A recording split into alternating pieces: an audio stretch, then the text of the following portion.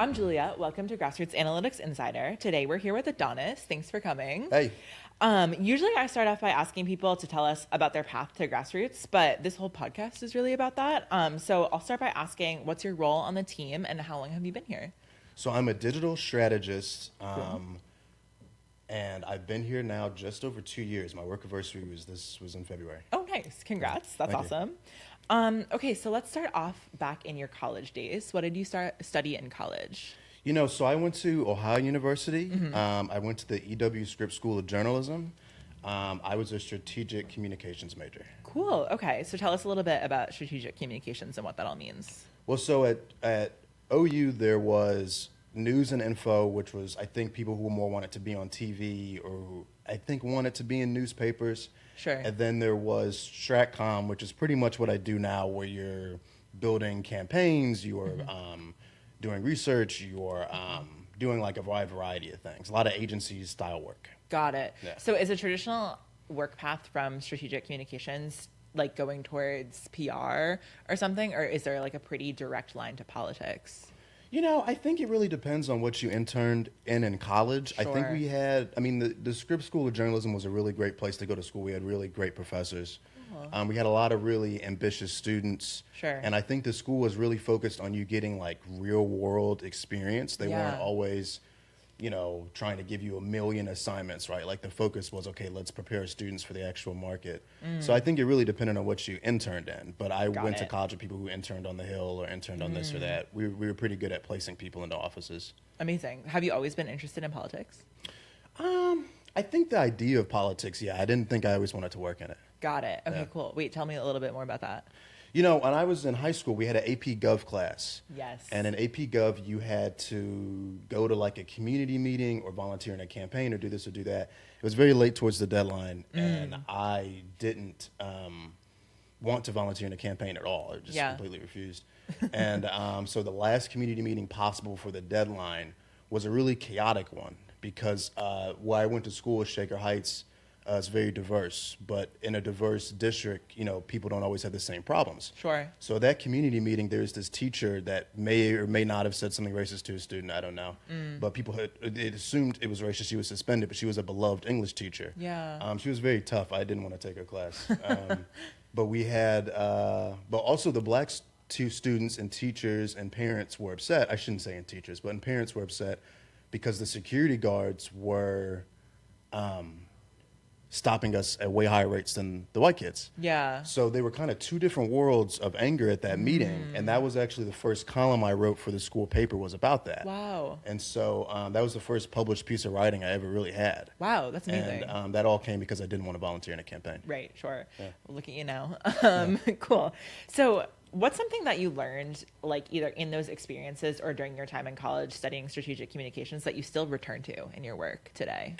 In journalism school, you had to take ownership over your work and you had to take pride in the quality of what you were doing. Yeah. I think one of the bigger things is like discerning not just like the sources of the information you're looking at, but also how can you make sure that you're being as objective as you can so that you can be a good source of information for other people. Sure. I think the journalism school, we had so many great professors, but they really emphasized the responsibility of communication. And I think that was really important growing up, like in the Trump era. Yeah. Okay, cool. Wow. Let's dive in a little bit more on your work experiences after college. Can you tell us like where you started out working? You mentioned some internships along the way. Yeah, well, I interned and worked on a couple of like campaigns back home. Like I worked in a congressional race. I was just an unpaid intern for a couple of weeks. Yeah. I volunteered for a mayor's race. I interned for a county race. Sure. I was driving around with the candidate all summer. It was pretty cool. Wow.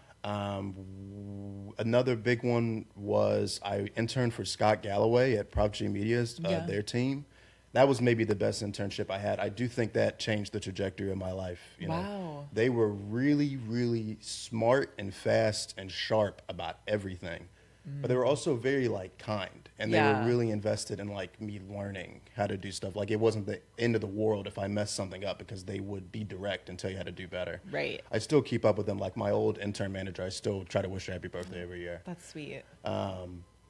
Yeah, that was a good one. But really, I think the jobs that prepared me the most for this were my jobs in food. So I was a cook at the dining hall. I used to make pancakes on Fridays, and I was a dishwasher, and I used Yeah. to do food prep sometimes. Yeah. I was a cook at Bibi Bop. I was a really bad cook at Bibi Bop. The pans were really heavy. Yeah. Oh my God. Right before this, I worked at a chocolate store where I was making like these fine chocolates. That really taught me a lot about production. Okay. Because if you get to the end of the day and you don't have the orange peel laid out or the caramel cut or the nuts all ready to go like on the sheet tray or anything, you can't make chocolate. And in Yeah. Q4, there's so many orders. Right. Yeah.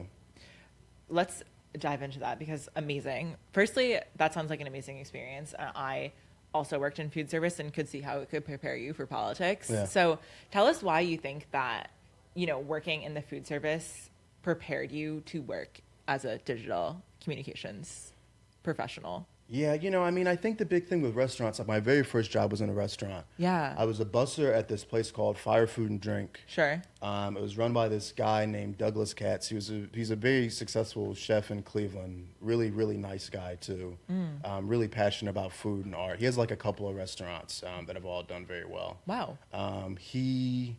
I think that was my first job, and I think what food service tells you is that number one, it's not necessarily that the customer isn't always right. Yeah. But it's that the customer isn't always rational. Sure. Sometimes the customer is, upset about something, or they want something right now, or they've had a bad day, or like this is a really big moment in their life. This is a dinner with their fiance or something. So, they asked you for a fork, and you had some other things to do, and you come back and they're pissed at you because you didn't get the fork soon enough, but it's their 3-year anniversary. Yeah. Politics is kind of like that because, we work with races all across the country. Sure. And every single state, every single race, even in the same state, is different. So you have to always be focused on the fact that it's not necessarily that politics is always, rational, but it's that, you have to understand where these people are coming from because the states are different. Right. I also think that food jobs prepare you for pressure. Fire Food and Drink was very successful. And I remember, I would work Sunday night, Wednesday night, Thursday night, Friday night, Saturday morning. Yeah. And it would be a lot of customers. And you had to turn around tables very fast. Yeah. And you had to work very hard. Yeah. And they held themselves to a really high standard. So you had to get used to the pressure. Sure. I think politics is the same way. Like oftentimes, you have to be willing to keep your cool under pressure. Like when there's, crazy things going on in the news, you have to be able to persevere and make rational decisions. You have to be able to just keep going. Like you can't not bust the table because the restaurant's busy. Totally. Yeah. And I also think that in that vein, it also teaches you you always have to have a cool customer facing attitude and in politics when you're working with clients all the time and you're meeting them where they are, it's crazy, but you have the same level-headedness and calm approach, and I think that is working. Yeah. Very cool. What do you think is important when pivoting from a dissimilar past to a new role? I think you want to emphasize your core competencies. I think as much as it may seem that work is different, maybe sometimes the exact way you're doing the work is different, the core competencies are really the same. Yeah. Like in journalism school, people have to fact check information very quickly. Sure. They have to accurately produce content very fast. You have to make sure to proofread what you're sending in the article because, people are relying upon that information. Yeah. And you also have to be able to use your creative skills to figure out both what do people actually care about and how can you make the content engaging from a writing perspective, from a structure perspective, from working with graphics to get the content, et cetera. I mean, that's the skills that you would get in any digital communications job, right? And especially here at GA. Sure. I think that, for the chocolate store, really the big thing was that you had to be willing to grind out tasks, right? Yeah. You had to be willing to sit at the aeroba for a couple of hours and just make sure that all the chocolate was lined up.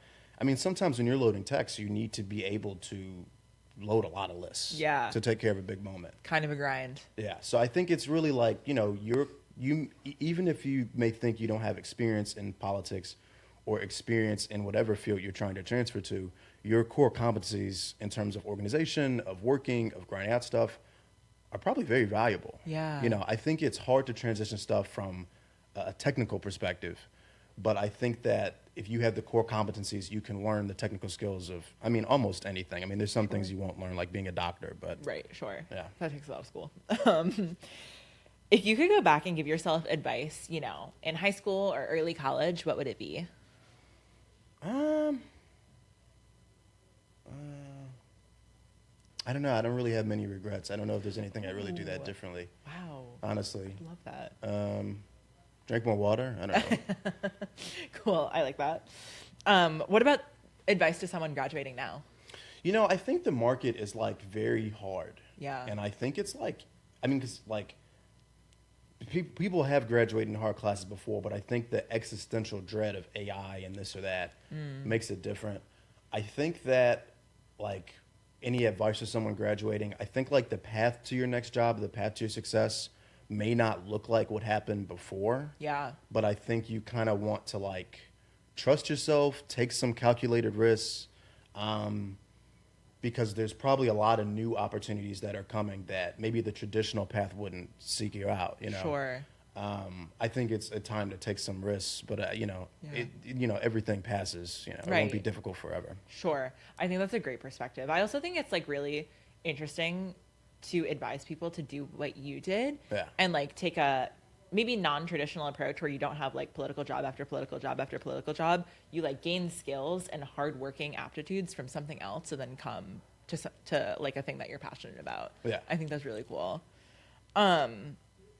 Okay, can you tell us about a time where you were most proud of your impact? You know, and I was on one of the campaigns. There's like this event at Cleveland called Wait Over Wednesdays. And it was like, it's kind of like Jazz in the Garden, where it's like live music every week, different bands come. Sure. And I remember there was this family there that were like diehard Republicans. Like, you know, because you're going around and canvassing the event and you're giving around, fans and stuff. Oh, yeah. And they were diehard Republicans. And they would always say no, but I would come up to them every week anyway. Eventually, like, there was a bit of a warmer rapport between me and them, because I come up and they'd say, look, you know, we're not going to do it, but how are you? Right. And eventually when they met the candidate, because they just saw the candidate was Democrat, but they were longtime Wait Over Wednesdays people, they saw the candidate was Democrat, but they didn't really know exactly who the candidate was. Yeah. They used to go to Wait Over Wednesdays, and he was the guy who started Wait Over Wednesdays. Oh, wow. So when they finally met him, they take a picture like, oh my God, of course I'll vote for you, blah, blah, blah, blah. Yeah. Yeah, it was a lesson in persistence. Yeah. It's like with text, you have to keep texting pretty much, given results, right? Yeah. But it was a lesson in persistence. Yeah, and it's also just kind of like read beyond the label, right? Yeah. Like they were judging him based on his political party affiliation, not like by the impact that he had made in the community, which they were like really benefiting from. That's a very cool story to make them connect those dots. Yeah. Amazing. I mean, I can't verify if they actually voted for him or not. Right, sure. But like it was still kind of like a no to a, oh, nice to see you. And I think that's great. Can you talk about how you lean on a GA pillar in your work on the digital team? Yeah, I'd say like the GA pillar that works the best, like that I feel like I lean on, is like the stars teach, rookies care, we all grow. Sure. I've been really fortunate like to learn from some really talented people on our team. Like especially like Robin. Yeah. Robin has taught me like so much, really taught me mostly everything I know about it, and continues to be available even though she's so busy.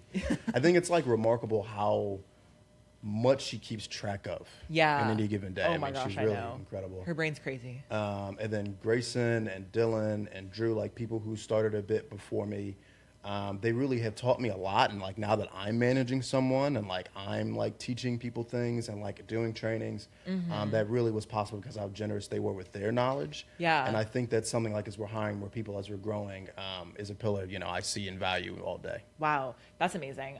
Robin recently did a episode on texting and like text fundraising kind of 101, and she talks a lot about her. I think she might have mentioned the same pillar, which is really special and cool. So you're definitely kind of both benefiting and loving on that one, which I think is really amazing. Yeah, she's a really, really, really good teacher. Yeah. And she's kind of like a good umpire in baseball. You know, like there's, you know, balls and strikes, right? Yeah, but she's very fair at calling things fairly. You know, she's great. Wow. Side question, what do you think about the AI umpires that are coming this season? Oh, I mean, it's terrible. You know, I mean, you know, if you want an AI umpire, you know, I mean, the thing in life is that sometimes you get a ball when you're not supposed to. Right. Sometimes you get a strike when you're not supposed to. in the long term, it all evens out. Sure. You know, sure. and if you're unlucky, like every Cleveland sports franchise is, and I'm from Cleveland, every Cleveland sports franchise is, then maybe it won't even out, but eventually it will, right? Yeah. You know, I think if we want AI umpires, we want technology to take over everything. I think, you know, why don't we just live stream MLB The Show? Right. Why even right. like go to stadiums? Right. Why even play games? Yeah. I think, when we remove the human element from the game, we've lost everything. Yeah. I think you could also say that about politics too. Yeah. Like it is a human to human thing. Yeah. Very good. I'm glad you share my opinion. What are you feeling most hopeful about right now? You know, I'm feeling very hopeful about the World Cup. Okay. The World Cup being in the United States. Yeah. I know this is like a very difficult time for a country in terms of like the politics around immigration, the politics around being connected to the world. Sure. But I think the World Cup being here, regardless of who wins the World Cup or not, will be a really good moment for people in our country to, you know, connect with people from all over the world who are so passionate about this thing. Yeah. And I think that, like, you know, the headlines and I think that the politics of this moment are just so dark and so bad. Yeah. But I think that the World Cup, number one, always happens in a country typically going through some type of political turmoil. That's so true. But I also think the World Cup has a really unique way of bringing people together through like one of a kind experience. And I think that's something that kind of like, you know, the Bad Bunny Super Bowl, Right. you know? Right. Kind of is something that I think will bring a lot of people together, give a lot of people good memories, and give a lot of people something like we really need shared in common right now. Yeah. So hopeful about the World Cup. Cool. Yeah, I really do think that I like how you look at sports as this like community builder. It brings people together, and I think that is really special. Cool. All right, well, thank you so much for taking the time, Adonis. This was amazing. Yeah. Do you have any advice for people who are first-time candidates? I think probably emphasizing the uniqueness of your story. Okay. I think that like a lot of first-time candidates, I mean, like, there's probably something about you that's really unique. And like also some of those things like, you know, like what kind of profession like did your parents do? What kind of profession have you done in the past? I think anybody from any background can become a successful politician. Yeah. I think like politics is ultimately the business of transformation. So I think that if for a first-time candidate, I think emphasize not just where you were, but where you can go, because you probably have very unique and needed experiences and perspectives for this moment. Cool. Amazing. Well, thank you so much for joining us.